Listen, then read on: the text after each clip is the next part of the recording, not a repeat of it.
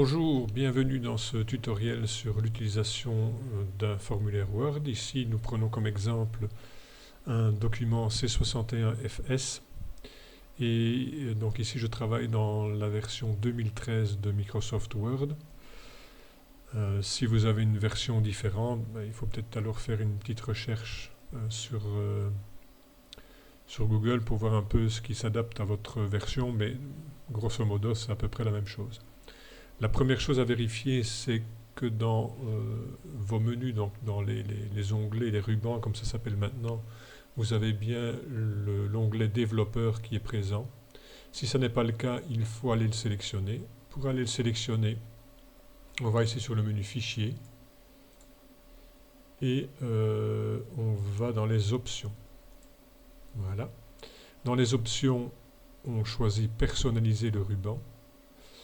Dans la partie de droite, on vient ici cocher, où est-il? Voilà, développeur.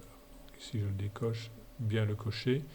Et une fois que c'est coché, on valide OK. Et on a bien à ce moment-là l'onglet développeur qui est présent.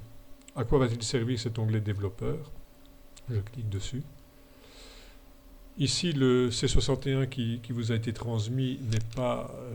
la restriction n'a pas été appliquée. Pourquoi n'a-t-elle pas été appliquée? Parce qu'il y a des données à un certain endroit du formulaire que nous allons... Voilà, sont les données correspondant à votre établissement. Pour ne pas devoir les compléter à chaque fois que vous utilisez le formulaire, on peut très bien envisager de les compléter une fois pour toutes. Donc, pour cela ici, par exemple, je vois nom ou raison sociale. Je fais un double clic sur le champ de formulaire. J'ai une petite fenêtre qui s'ouvre. Je vais indiquer le texte par défaut. Donc, par exemple, ici, dans mon cas, Fraternelle Sainte-Marie.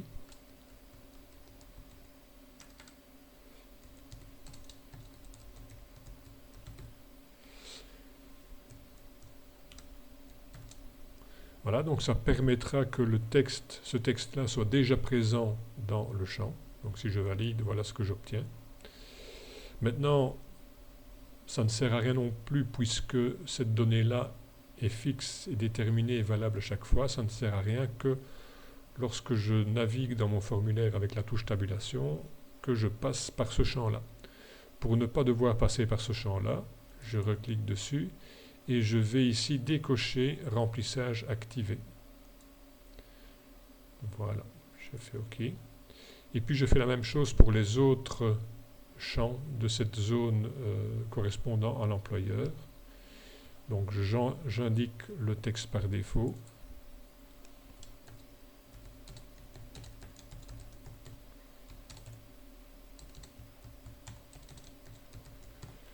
Une fois que mon texte par défaut est indiqué, je décoche le remplissage activé et je valide.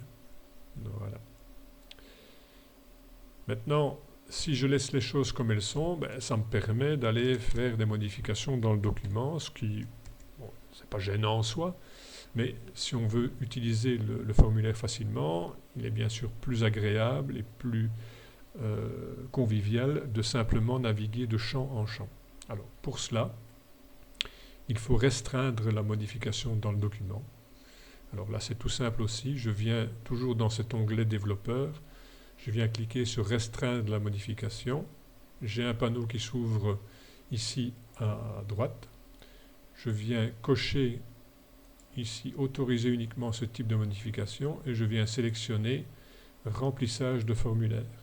Une fois que c'est fait, j'active la protection. Voilà. Je peux mettre un mot de passe, mais enfin, je suppose que ça n'est pas nécessaire. Je valide. Voilà. Si je reviens maintenant au début de mon document, ici, voilà. Je ne peux plus aller ailleurs. Si j'essaye de cliquer, je ne sais plus aller ailleurs dans le document. Je ne sais plus aller que dans les champs qui sont